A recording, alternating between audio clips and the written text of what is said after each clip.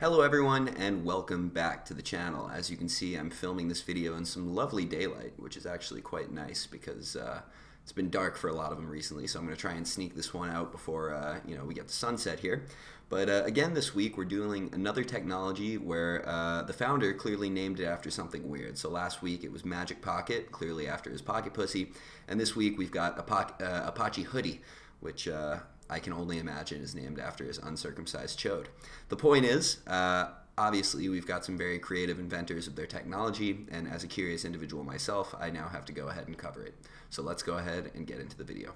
Okay, so Apache Hudi, or I'm going to call it Hudi a lot because I feel like that is not going to remind me of what I just said in the introduction, is another table format. So we've already spoken about Iceberg, but this is another one that's popular, has a lot of traction to it as well, and so I think it's worth talking about and researching nonetheless. So created at Uber originally, I think probably got started internally there around 2016, and then I believe got open sourced around 2020. Don't quote me on that. And the idea here is it's built for this concept of incremental writes. So it's not like completely streaming, it's also not completely batch either. It's somewhere in between. We'll touch upon that in a little bit. So basically, we're inserting data every few minutes, and we're doing these row level updates, right? Where you might have delayed data, or you might have updates on particular rows. And normally in a data lake, you're used to just storing immutable data, and you've got a key, and you've got a value, and it never changes. So sometimes things do change, and that's where Hudi comes in. So just as a quick refresher on what a table format generally is, the kind of meta these days of data lakehouses to store all of these immutable data files, which are typically ORC or Parquet, something columnar, in order to speed up analytical workflows. And we store those in S3 because they're nice and cheap, and it's very elastic. So S3, Google Cloud Storage, Azure, if you're managing it yourself, maybe Hadoop. You've got all these data files. But the question is, okay, well, we have all these data files, but how do they comprise the abstraction of a SQL table that you can query? We've got all of these particular engines, Spark, Trino, and Flink, and in many companies, they're all used, right? If you're a really big company, you've got slightly different use cases for all of these, and so maybe you're using all of these systems to query that underlying data. So you need to be able to have one unified way of understanding all of the data where, you're not going to have to basically rewrite the logic to be like, oh, these files constitute this table or this partition of a table or, this and that. So basically what we do instead is use something called a table format. So in reality, a table format is basically just another sequence of files, or potentially sometimes an occasional external database that all of these guys can query, get some information or some metadata, and then understand how to read the data files to represent a table as a result of that. So what are the benefits of table formats? Well, again, this kind of same idea applies for Iceberg, but it's also true for Hudi, which is basically that we have a lot of important stuff that's cached in metadata that can speed up queries and make our life a lot easier. So number one is just literally having a mapping of partitions in the table to the files within them, right? Because otherwise you'd have to go run like the list file command on Hadoop or S3 or anything like that. Not only does that cost money, but it's also just time consuming. So having that information all pre-cached, so you're not having to like recursively jump through a bunch of directories, is very, very useful. Number two is that we're also, basically aggregating and pre-caching a bunch of statistics. So these could be on a per partition basis, they could be on a per column basis. And this is actually going to be, a more aggregated view than what you might typically store in row group level metadata in a Parquet file. And so again, this is going to allow us to do more data skipping. If I'm making a query, the fewer files that I have to read from S3 and process and loop through and deal with, the faster this thing is going to be. So that is another big benefit. Also, just the fact that you have this kind of decoupling between metadata and data itself is going to allow us to do a lot of nice things. For starters, if the metadata is, itself immutable, which in a lot of these cases it actually is, then what you can do is you can keep your old metadata around, and it's going to allow you to do things like time travel where you're seeing an older version of the database. It also means that if new data files are actively being written to S3 or something like that, as long as the metadata hasn't changed, then you have effectively snapshot isolation when you're reading, right? You're always going to read the data files of one consistent version of the database or the data lakehouse, and then you're going to have consistent reads. You don't have to worry about seeing the database in an inconsistent state. Number two is that you can even do this concept of schema on read. So basically, maybe you do have a schema specified in your Parquet files or something like that. But if you particularly put schema translations in your metadata files, you can actually just go ahead and change the metadata, and that might interpret how your execution engine is actually going to read that data. Maybe you'll apply some sort of transformation on top of it. Number 3 is that you can basically do data modifications with ACID transactions. So if I'm a writer and I'm writing a new data file to S3, it doesn't matter that I'm writing the new data file. That is only going to be visible once I update the metadata files, and because the metadata is much smaller, I can basically make one update to it. It's atomic, and then everyone else can see my new data file. So if I'm writing 10 data files, but I'm only updating one metadata file, this makes a very big difference because now everything is atomic, and I've gone ahead and basically ensured that everyone is reading consistent data state. Cool, so let's talk about Hudi versus competitors very quickly. The idea here that they're really trying to do to set themselves apart is doing this concept of incremental writes. So I'll attach the article, but there's an article from the founder back in 2016 when he was working at Uber, where he basically says, all right, well, we've got stream processing, where that's handling events, probably within a minute of when they're created. And that's good, but you kind of have to know what computation you're already performing on the stream processing data, right? So you kind of have to define any aggregations in advance. You've also got batch processing, where every few hours you take a bunch of cached data, maybe you put it into the file format that you want, and then you upload that to S3, and now all of a sudden you have all of this new data. That's good because it amortizes the cost of doing all these transformations, of writing a bunch of files. Just by doing it all at once, we save a lot of compute.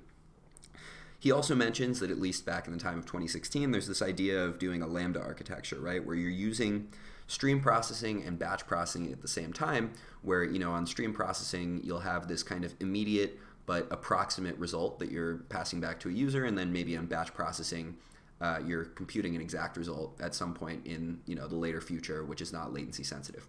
However, he notes that that's really annoying to maintain because now you have to maintain two different architectures, potentially two different sets of code, and no one really wants to deal with that. So what he prefers to do instead is deal with this concept of incremental writes, where incremental writes is pretty much this like 5-minute to 1 hour window where you're taking in new data and writing it. So that's basically what he does. He takes these existing files and that he's getting every few minutes, probably in something like Flink that's consuming from Kafka, basically performing these mini batches on them and then putting that into Hudi. So in Hudi, at a high level, they support two different types of tables, right? We've got our copy on write table, and we've got our merge on read table. Now, they have similar concepts in Iceberg, but I think kind of Hudi just beat them to the punch here, especially on the merge on read one, so I'll talk about that a little bit more here. So basically, the idea of a copy on write table is, well, every single file in something like S3 is immutable, so you can't just go take a file and modify it in place on disk. That's not allowed. So let's say you want to upload or change one particular row of that file. That's not easy to do because now you have to take the entire file and rewrite it completely. So obviously this is going to be very expensive every time we're writing new data, or specifically overwriting new data. But at the same time, it's also going to be faster for reads because the state of the files is the final state that we actually want to read from them. It's not like we're storing duplicate keys anywhere and have to do any form of deduplicating them. At the same time, it's also worth noting that when doing a copy on write table, you typically want to keep relatively small table file sizes because of the fact that you're overwriting the whole thing. So, it makes a big difference to use smaller files. If you use really big files, then you're kind of in trouble. On the contrary, we also have merge on read tables. So this is probably what I'm going to spend a lot of time talking about in this video. But basically, when you update a row, maybe the key, so imagine, you've kind of got a unique key in your table. That's kind of the main assumption that Hudi makes, is you have this concept of a primary key, basically. They call it a row key. But the idea is maybe the row key exists in some file. It's got a value associated with it, but you want to update that value. So rather than rewriting the entire file, if you're making a relatively small write, that's a lot of work to do, to rewrite a massive, existing base file. So instead what they'll do is they'll write that key and maybe a few others into a much smaller delta file, and then the actual query reader itself, whether that's Spark or Flink or Trino or whatever, knows that we have this merge on read table. It knows that there's a base file and a bunch of delta files, and then at read time it's going to figure out how to basically combine all of those values to get the proper value for a given key. So the combining might be done where we prioritize commit time. So every write has a commit time associated with it where it was ingested into Hudi. So maybe the one with the later commit time is the one that wins. Maybe it's event time, right? Because even if a write is performed later, maybe the actual event of that write when it went into Kafka or whatever was much earlier. So you actually want to use that instead to decide who wins. Or maybe there's some sort of custom logic that you might use to merge the two of them. This is also something that Hudi supports. So the idea here is that obviously over time you're going to have a bunch of small files, and that's going to become wasteful, and you don't want to deal with all of that, and it's going to be a lot of metadata to keep track of. So we run background processes to basically take this log file and these delta files and compact them down into just one base file. Sorry, not log file, base file. So we'll do that compaction, and that compaction can actually happen synchronously if you want to every single time you write data, though that wouldn't really make much sense because that's kind of like copy on write, or asynchronously in the background. Okay, so let's go ahead and visualize merge on read, because I was speaking in abstract terms, and so hopefully this will make it a little bit more obvious. So basically, let's imagine we're talking about one particular partition of a Hudi table. Typically, partitions are delineated by the value of a certain column in a given row. So within a partition, let's imagine we have file group 1 and file group 2. So in a copy on write table, a file group would just represent one file, right? You have a file, you want to make a change to it, you copy that file and you overwrite it. In a merge on read table, the reason we use the term file group is because a file group can have this concept of, the base file, which is basically, hey, here's the first file that we have in this file group. It contains the base values of these keys. And then if you're making any incremental writes, we have examples of delta files as well. Now the cool thing about Hudi is that pretty much the file format of all of these files is also up to you. So you can use Parquet if you want to really optimize in your read speed. Same thing with Orc because they're both columnar. At the same time, if you want to optimize how quickly you can write this data in, maybe you want to use Avro, right? Because probably if you're getting data from Kafka and ingesting it into Hudi, that data is probably Avro serialized, and so you won't have to do a transposition from Avro to Parquet, do that actual rotation from row-based to columnar. And so you can just take that Avro serialized data and put it right into Hudi, and then eventually it may get compacted into Parquet. You can also use something called an H file. So H files are from HBase. We spoke about this one a really, really long time ago on the channel. And the gist is that H files are just like SS tables. Now, interestingly, I have to do a double check myself here because I was under the impression that these are stored columnar within a column family. But at least the documentation of Hudi claims that they're row-based. So for now, I'm going to say that they're row-based, but I'm skeptical. Cool. So if I'm actually a writer, what am I going to do? If I'm writing to file group 2 over here, and I want to make a new write, I'm going to go ahead and basically write to an additional delta file every single time that I'm doing a write. Now note that because of the fact that all of these files are immutable, you're not actually doing appends to existing delta files. You have to write new ones. So there is still some mini batching that needs to go on, but you don't have to have a ton of data to write files. You can do it with quite a bit less because at the end of the day, things are going to get compacted. Now in Hudi, for these merge on read tables, there's basically the concept of two types of writes. There's the concept of an optimized read, where you're only reading the base table or the base file for a particular file group, and then there's the concept of a current or a snapshot read where you're basically doing the merge and merging all of these together. So for example, if this guy were to do a current read, he would say, okay, I see C is 20 over here, so this C is 15 is invalid, this C is 12 is invalid, and C is equal to 20. Now, if on the other hand we were to perform something like a compaction, what that would look like in the end for this file is, okay, assuming this is the delta and this is overwriting x equals 10, our values at the end of this are x equals 5 and y equals 20. Because as you can see, z has a tombstone in this delta file, so it's going to go ahead and get deleted. Okay, now we're going to talk about speeding up writes, because if you think about it, doing writes in a system like this is not entirely trivial, because ideally within a partition you want to figure out which delta file to write a particular key to. It is in theory possible that, across the file groups we have one delta file, and you put every single key in there, right? A, B, C, X, Y, Z. However, then all of these guys, to do merging or compaction, are going to have to read the entirety of this file and then, only apply the relevant keys to them. It would be a lot better if we can have delta files that are specific to a file group. Or similarly, even if we're just doing a copy on write, it would be better if when I'm actually writing a particular key, I already know what file group it's in, and I don't have to go ahead and read the entire table to figure that out. So what we'll do in order to speed this up in Hudi is a lot of indexing. Now this is interesting because this is a feature that, at least as far as I can tell, is fairly unique to Hudi. So the idea is you have these concepts of record indexes, where it's basically just, okay, I have a primary key, what file is that located in, or more specifically, what file group is that located in, and that's going to allow us to make faster writes, both for the copy on write and the merge on read case. And then there's also the concept of Bloom filter indexes. So at least according to the docs, every Parquet file also has a Bloom filter associated with it. If you don't recall, a Bloom filter is a probabilistic data structure where basically it is going to tell me very clearly if a given key is not in a file, but you may have a false positive as well, where you think it's in the file, but then it isn't actually. But it's very easy to know when something is not in the file. And if you have a Bloom filter and it says, hey, this particular key is not in this file, then you can also skip reading it if you're doing something like a copy on write. So that is also relevant too. Bloom filter indexes could be very useful as well if they are sized properly, because at the end of the day, it's a probabilistic data structure and you have to size it. So what they'll do is they'll take the Bloom filters from all these data files and they'll centralize them in something called the metadata table, which we'll speak about in a little bit. And by centralizing them, you get better read locality by reading all of these Bloom filters at once, as opposed to having to go to every single Parquet file and extracting the Bloom filter out of it, which is going to be many different file reads and be more expensive.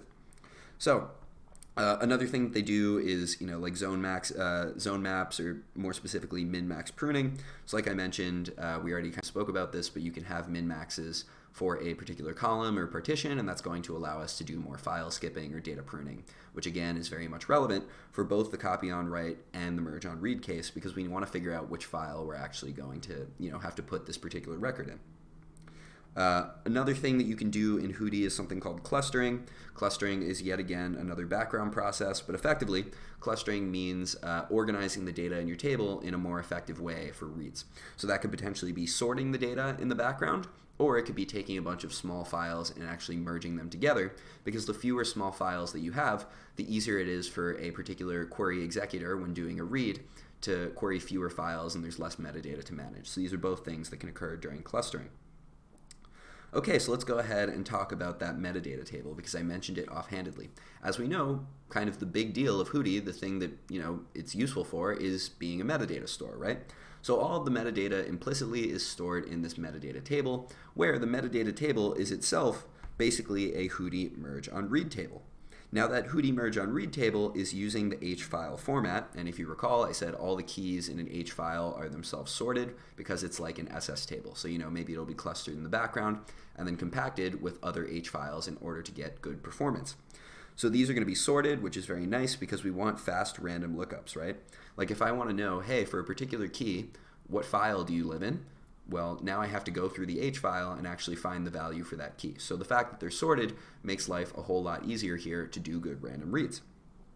So again, if we're talking about a record index, which is the one from key to file, we sort by row key. If we're doing things like file statistics or Bloom filter indexes, you probably want to sort by the file name or the file group that they're located in.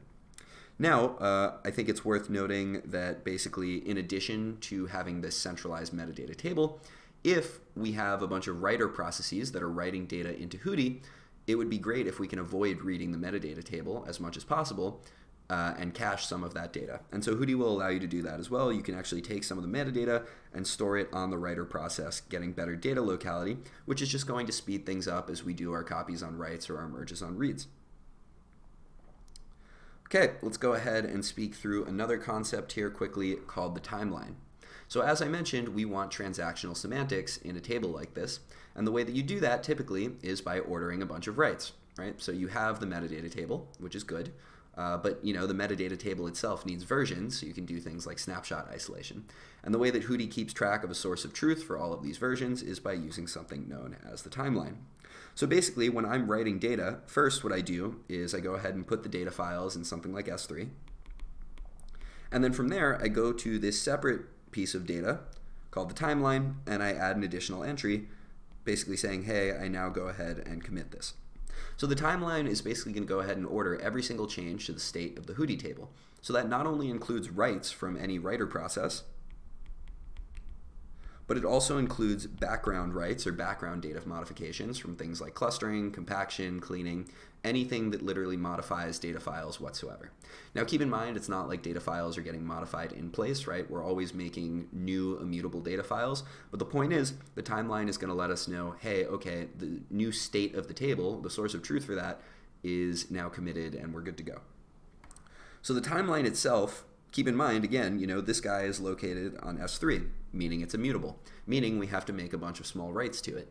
So of course, if all of our reader processes have to read the timeline to figure out what the current state of metadata is, then of course we also want to make reading the timeline as fast as possible.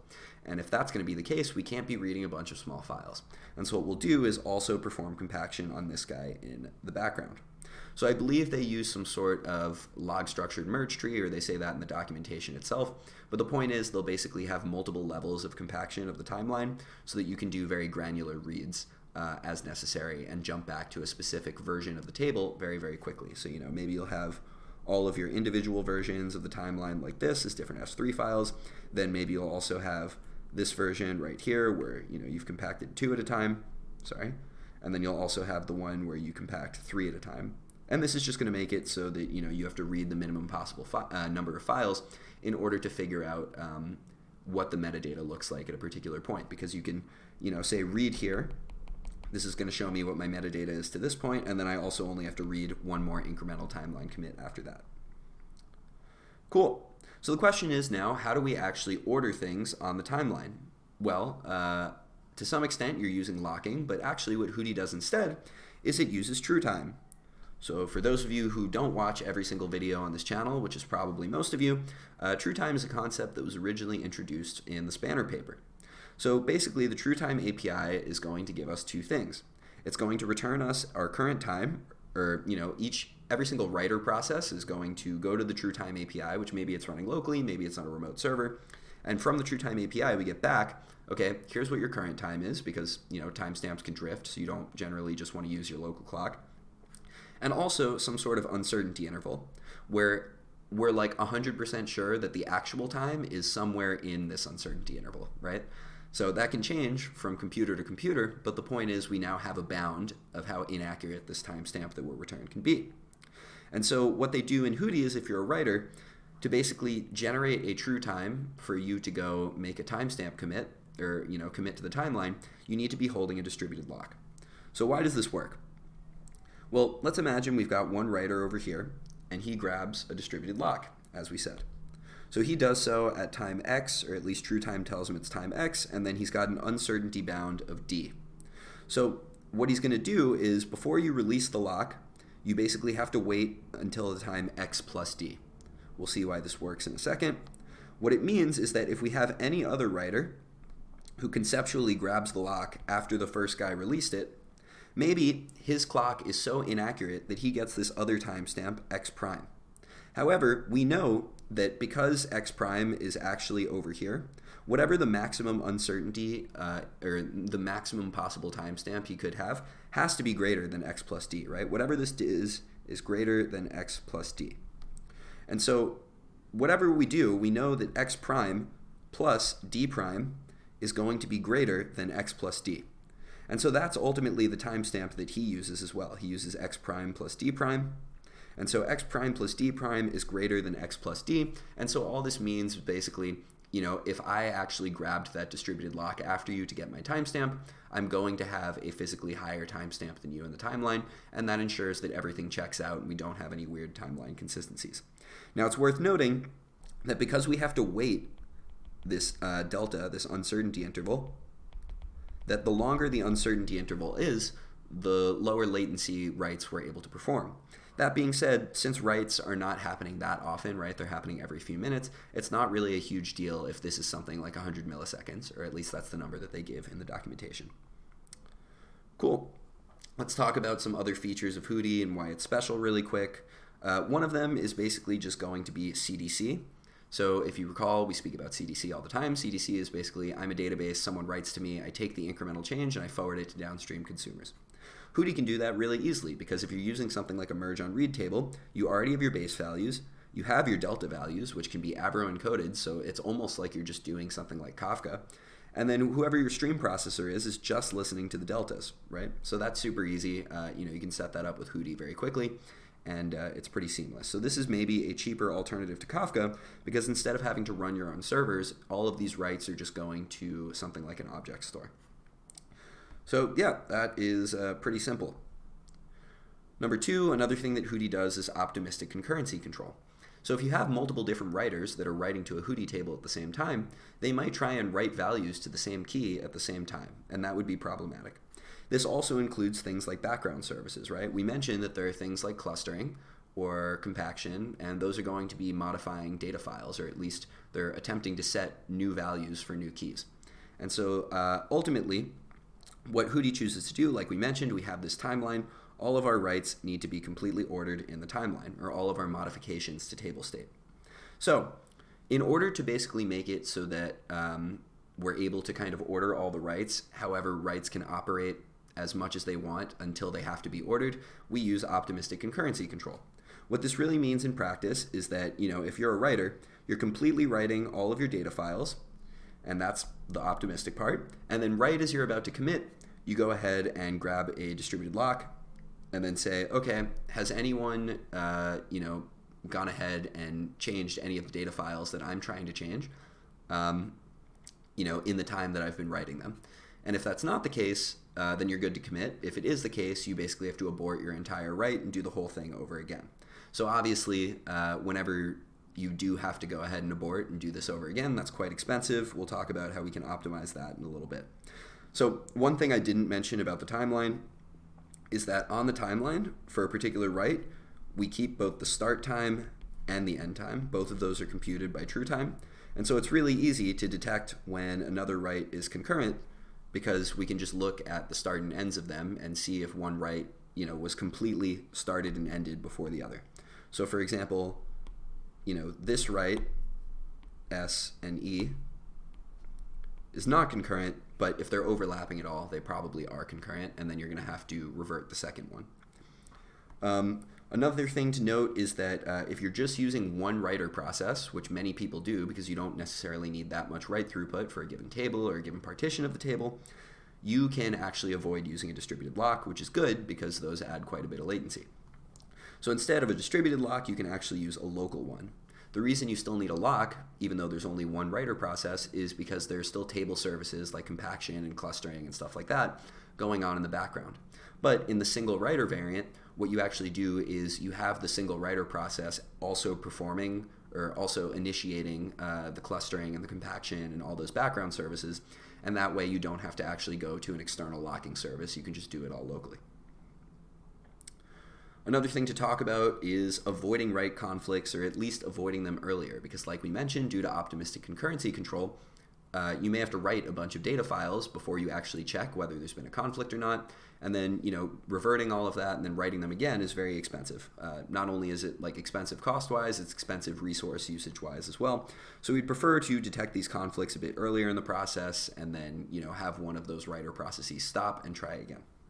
So basically, as we're writing a particular data file, what you can do is store something called a marker. So you can either store this in some sort of database so that it's a bit cheaper, or you can write another file to your file system like S3 and just write a really small one. But the idea of a marker is it basically indicates when you're actively writing to a particular data file. And by doing so, another concurrent writing process can actually, read or try and detect that marker on some sort of interval. And if it sees it, it can say, oh shoot, you know what, I should stop this and just wait for this process to finish. Now, of course, this is kind of a best efforts thing. At the end of the day, this is uniquely solved by using the distributed lock for concurrency control, but the marker at least might allow you to do early conflict detection, which is pretty good. There's also this new concept, which is still experimental, but it looks like they're going to roll it out pretty soon, of non-blocking concurrency control. The best parallel that I have to describe this one is almost kind of like a CRDT, insofar as you can have two concurrent writes to a table, and then you specify some custom logic that's going to allow Hudi to basically take both of those values and during either a merge on read or a compaction process, merge them together in the background. The final thing I want to quickly talk about before my voice gives out here is going to be the lake caching layer. So I actually found this one pretty interesting because I've never heard of this before, but it's actually a very nice feature. So like we mentioned, many companies might be running many different query executor engines, and a lot of them are doing caching of data files in order to make reads cheaper, right? Like if you already have a data file cached and you're reading it again, it's ideal because you don't have to go back to S3 and incur an expensive read from disk. So for example, if you're running maybe Spark or something like Databricks Photon, Trino, and Flink, you might have 3 different caches on all of your executor pools. And as a result, you're using 3 times the amount of memory to do something like that, which is going to be problematic. However, if you know you're running many different executors, and it happens to be the case that, in 2025, network speeds are pretty darn good, it's actually potentially a better idea to just have one centralized cache if all of these guys are accessing the same data files.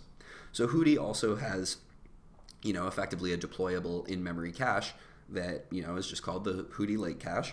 And all you're going to do is just have all of these guys go through the Hudi Lake cache, and then it's going to cache the files there. And of course, if they're not there, then you revert to S3. But this is just going to allow you to reduce your memory footprint that's devoted to caching and hopefully save on some resources, which I think is a really nice feature. In conclusion, like we established pretty early on, using a table format is extremely beneficial.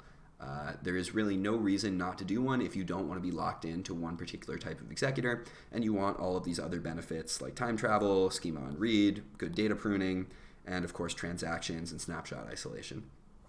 That being said, for Hudi in particular, they really try and optimize around this incremental write case by supporting things like record level indexing, by supporting things like merge on read, change data capture, and by doing that they ultimately have a really nice system. This thing has a lot of traction on GitHub, and it seems like people do really use it a lot. Anyways, guys, I hope you enjoyed the video. I certainly enjoyed making it and just reading through the docs on this technology, and I'll probably do more like these, so it was a lot of fun for me as well. And yeah, I will see you in the next one.